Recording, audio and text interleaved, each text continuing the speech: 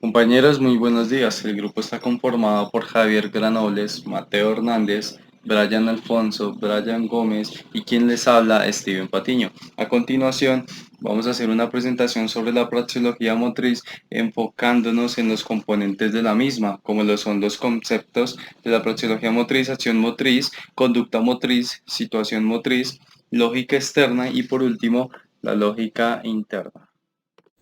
Muy buenos días compañeros, a continuación les daré un concepto sobre praxeología motriz. Bueno, para tener un concepto claro y concreto, vamos a citar al autor y al promotor de este enfoque, quien es Pierre Parlevas. Él dice: la ciencia de la acción motriz, es decir, el registro sistemático, el análisis y el estudio de los distintos modos de funcionamiento y el resultado de llevar a cabo las acciones motrices. Parlevas, 1981. También mencionaré unas características, y es que Pierre Parlevas buscaba una educación física científica y por una ciencia propia para los educadores físicos. Estudia las conductas motrices. También su región epistemológica se centra en el análisis de la lógica interna del juego.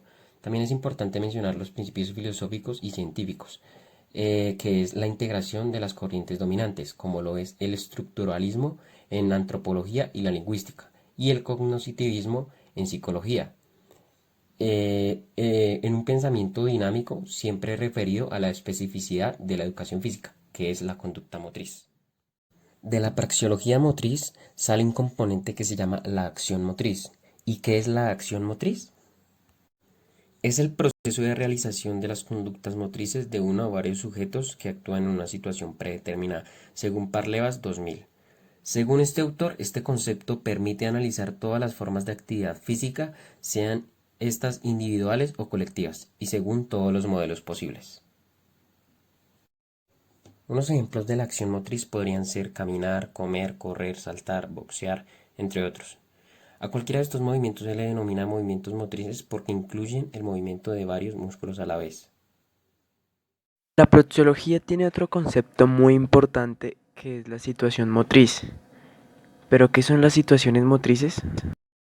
Entendiéndose por situación motriz aquella estructura de datos que surge de la realización de una tarea motriz. Consideramos situaciones motrices a los juegos motores o motrices, a la expresión motriz o corporal, al deporte y a aquellas actividades de tipo ergonométrico que implica motricidad aparente o real, que se orientan hacia el logro de objetivos motores. Parlevas comenta que una situación motriz es un conjunto de elementos objetivos y subjetivos que caracterizan la acción motriz de una o más personas, que en un medio físico determinado realizan una tarea motriz. Parlevas 2001. Parlevas clasifica las situaciones motrices según en tres parámetros. La primera es interacción con el medio o entorno físico. La segunda es interacción con el compañero y la tercera es interacción con el adversario. Praxeología motriz. De la praxeología motriz sale un concepto muy importante que es la conducta motriz. ¿Pero qué es una conducta motriz? Una conducta motriz es la secuencia de respuestas motrices con nombres y apellidos asociadas a una determinada persona, entendiendo su actuar de forma unitaria y global por referirse tanto a sus emociones como a sus sentimientos, deseos y motivaciones. Movimientos de la conducta motriz. Los movimientos de la conducta motriz son reacciones posturales, control de la cabeza, sentarse, pararse, gateo, marcha, forma de aproximarse a un objeto, correr, saltar, bailar y caminar. Parlevas define la conducta motriz como una organización significativa de las acciones y reacciones de una persona que actúa. Una conducta motriz solo puede ser observada indirectamente. Se manifiesta mediante un comportamiento motor cuyos datos observables están dotados de sentido y que es vivido de forma consciente o inconsciente por la persona que actúa. Parlevas 2001. La conducta motriz también se define como la manera que tiene cada persona de expresar su singularidad mediante la motricidad, del mismo modo que se poseen unas determinadas huellas dactilares que identifican a cada ser humano. También se dispone de maneras peculiares y únicas de llevar a cabo cualquier acción motriz, lo que identifica a cualquier persona de forma determinante y única. Conductas motrices también las definen como acciones motrices cargadas de significado y como tales susceptibles de ser interpretadas. La noción de conducta motriz implica toda una secuencia homogénea de acciones motrices que, procediéndose en un determinado contexto o situación motriz, nos pone al descubierto las características, objetivos y motivaciones del sujeto protagonista de la acción. A continuación, les hablaré de la lógica externa y la lógica interna. La lógica externa se define como un conjunto de rasgos pertenecientes de un contexto praxiomotor y de las consecuencias que entraña para el desarrollo de las acciones motrices. El contexto praxiomotor se refiere a aspectos sociológicos, culturales, biológicos, económicos, etc. Por ejemplo, el análisis del gasto energético en fisiología enfocado a su aplicación al deporte. Como ejemplos de la lógica externa se podrían considerar los árbitros y jueces, las clasificaciones y puntuaciones, los premios y penalizaciones, o bien forma parte de las condiciones previas a la situación motriz, los sorteos para las competiciones, la designación de árbitros, los puntos concedidos por ganar, etc. La lógica interna se define como el modo peculiar en cómo están predeterminadas las acciones motrices de toda actividad, juego o deporte, en donde las normas provocan comportamientos corporales precisos de los jugadores en 4 aspectos fundamentales, los cuales son el espacio, el material que utilizan, la interacción que mantienen con los otros jugadores y el tiempo que se emplea. Buenos días compañeros, a continuación les voy a hablar sobre 2 componentes fundamentales de la praxeología motriz. Estos son la psicomotricidad y la sociomotricidad. Primeramente quise referenciar a el padre de la psicomotricidad, el cual es Bernard Couturier. Él es un pedagogo francés y creador de la práctica psicomotriz.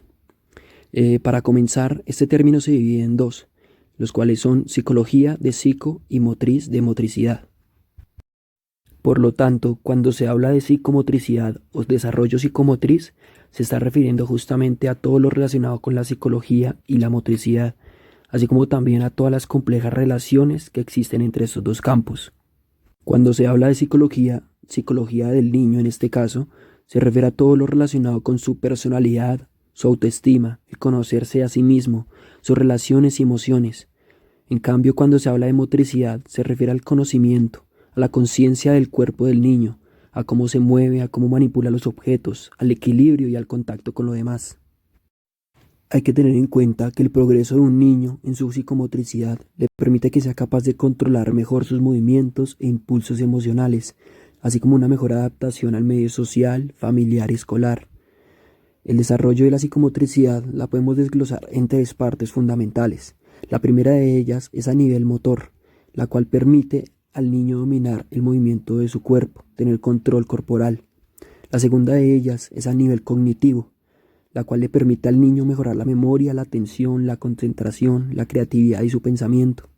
Y la última de ellas es a nivel socioafectivo, la cual le permite a los niños conocerse mejor ellos mismos, afrontar sus diferentes miedos y relacionarse óptimamente con los demás. El segundo componente fundamental de la praxeología motriz, como había mencionado, es la sociomotricidad.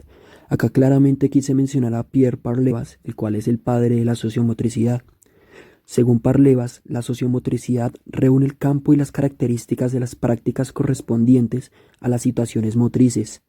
El rasgo fundamental de estas situaciones es la presencia de una comunicación o interacción motriz, implicada en la realización de una acción motriz determinada.